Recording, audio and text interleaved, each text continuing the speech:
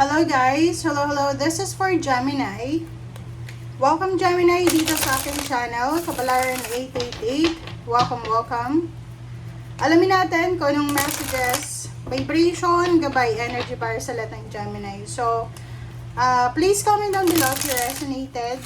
And please like, share, and subscribe. Follow guys sa mga bago lang dito sa aking channel. Sensya na kayo ang laki ng barahang ito.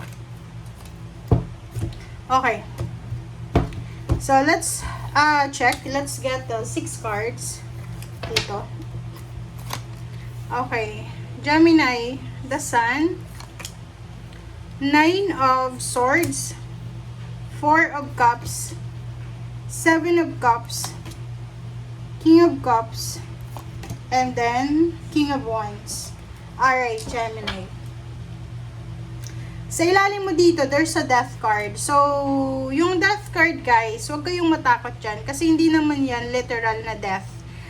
That's a transformation. Alpha Omega yun eh. So, there's an ending and new beginnings. Kumbaga, may matatapos para magsimula ka. So, dito sinasabi na possible na may Gemini na matatapos na yung mga paghihirap nyo, yung pagod nyo. So, pwedeng makakapagpahinga ka na. And, or parang sinasabi ng barahan na to na kung, halimbawa, isa kang OFW, and mga ilang taon ka, 9 years ka sa ibang bansa, pwedeng, eto na yung time para makapagbakasyon ka. Another dito, sinasabi ng barahan na may mga Gemini na there's an immediate or sudden partnership or collaboration ang posibleng darating sa inyo. Ano yung ibig sabihin yan, Gemini? Ang sinasabi niyan is possible na makahanap ka ng mga connection. Kumbaga, like for example, may mga right-minded individuals na posibleng papasok sa buhay mo para matulungan ka. It's either mga ma-impluensyang tao sila sa society. And another is mahanap mo rin or makakahanap ka rin ng pagkakataon ng parang anong tawag dyan, pwedeng trabaho, makakahanap ka ng pagkakataon na makakapag-save ka ng pera. Siguro dati, hindi ka yung klase ng tao na nakafocus sa savings. But now, sinasabi ng barahan na there's an opportunity na medyo mababawasan yung gastos mo and may lalagay mo yon sa savings mo. Okay? Okay, so dito sa barahang to, sinasabi ng baraha sa'yo na Gemini, wala kang dapat na ipag-alala. Okay? Doon sa mga Gemini na hindi makatulog kasi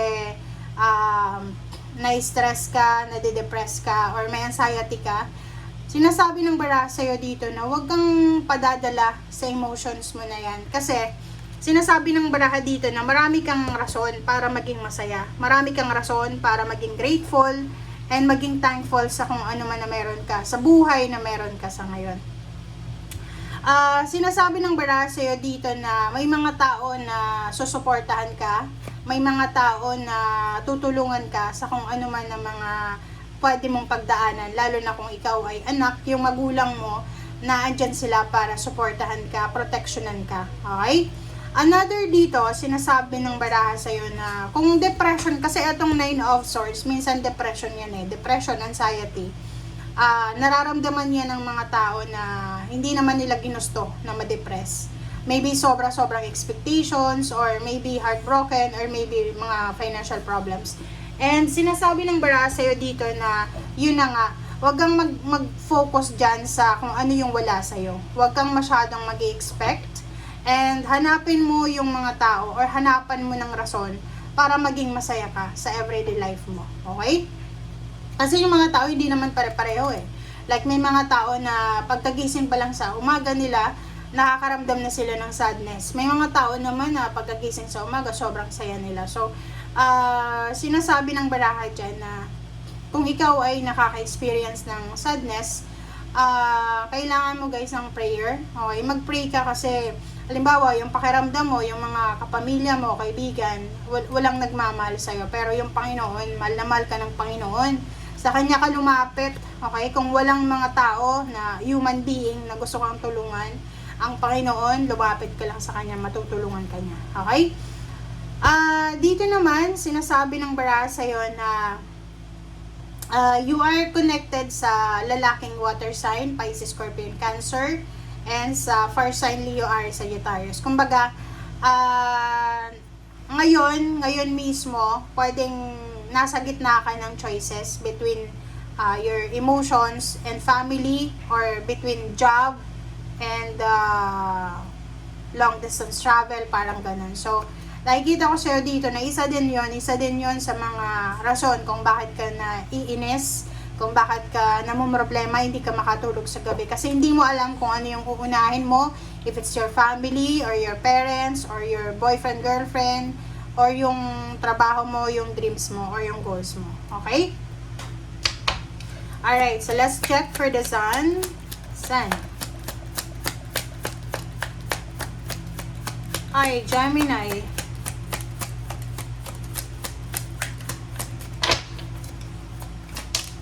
Okay, Gemini, wow. So, sinasabi ng baraha dito, Gemini, na isa sa mga rason kung bakit ka magiging sobrang masaya, kasi isang unexpected na financial ang posibleng darating sa'yo. Maybe this is a job offer, unexpected job offer, unexpected money coming para sa'yo. Yung hinihintay mo, siguro ini-expect mo siya sa July, tapos ngayon, nandito na. Okay? Okay. Dito sa barahang to, 'di ba? Parang sinasabi ng baraha sa iyo na if ever lang doon sa mga Gemini na namumroblema ka, kailangan mo daw ng tulong. So, magtanong ka.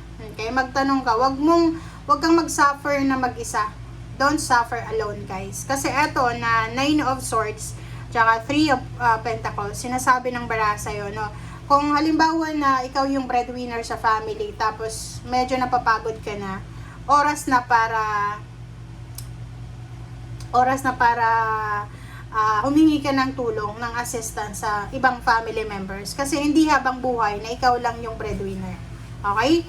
And at the same time, sinasabi ng baraha na kung may mga problema kayo, may mga issues kayo, emotional or financial, kailangan yung maghanap ng mga taong pwedeng mapagtanungan.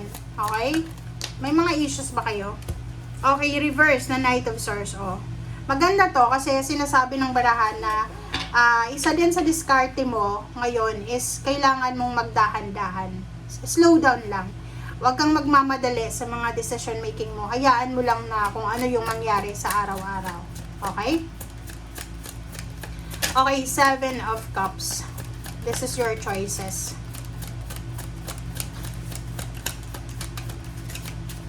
Okay. Gemini. Alright, so, Page of Cups. Sabi ng baraha sa'yo dito, kung nahihirapan kang magdesisyon sa love life mo, sinasabi ng baraha sa'yo dito na huwag kang mag-alala. Kasi, yung love life mo daw, susunod na lang yan once you are successful sa finances. Kung baga, halimbawa ngayon, kung single ka ba ngayon? Tapos iniisip mo baka hindi ka makapag-asawa, ganyan ganito. No, kasi sabi ng baraha sa'yo, yung finances mo muna ang unahin mo, hindi yung love life mo. Okay? Unahin mo muna yung finances mo. Kailangan mo mag-decide, 'di ba? Harapin natin. Like for example, nasa crossroad ka between your love life and your job or your business. Harapin mo yan, okay? Kailangan pumili ka isa lang. Hindi yung pagsabay-sabayan mo siya kasi lack of time yun eh. Hindi mo pwedeng ipagsabay yung relationship and then yung goals mo sa buhay na financial. Lalo kung bata ka pa. Kailangan pumili ka ng isa. Okay? So, kasi sinasabi ng baraha sa'yo dito na pag pinagsabay-sabay mo daw, magmo-multitask ka, 'di ba? Pagsasabay-sabayan mo yung relationship, yung trabaho mo, yung dreams mo, which is sinasabi ng baraha na mas lalo kang may stress, madidepress, lalo na kung magkakaroon ka ng relationship na sobrang demanding, trabaho na sobrang mabigat, so kailangan mong huwag pagsabay-sabayin. And the last card natin is Justice and King of Wands. Sinasabi ng baraha sa'yo dito na kailangan balance guys. Okay? Walang hindi tayo si superwoman, superman na pagsasabay-sabayin natin. Oo, may iba na in a relationship and may trabaho sila. Pero kung pag-aaralan mo, kulang sila sa oras sa relationship, kulang din sila sa oras sa trabaho. Kumbaga, walang balanse. Kasi lalo na kung yung trabaho mo is kailangan mo mag-overtime, or yung trabaho mo sa ibang bansa ka, tas may iwan mo yung love life mo sa Pilipinas, iba yung time zone nyo. So, paano yun? Diba? So, dito sa baraha mo, advice lang to sa'yo ngayon ha. Kailangan, kung focus ka sa business lang. Kung focus ka sa love life lang. Kung focus ka sa trabaho lang.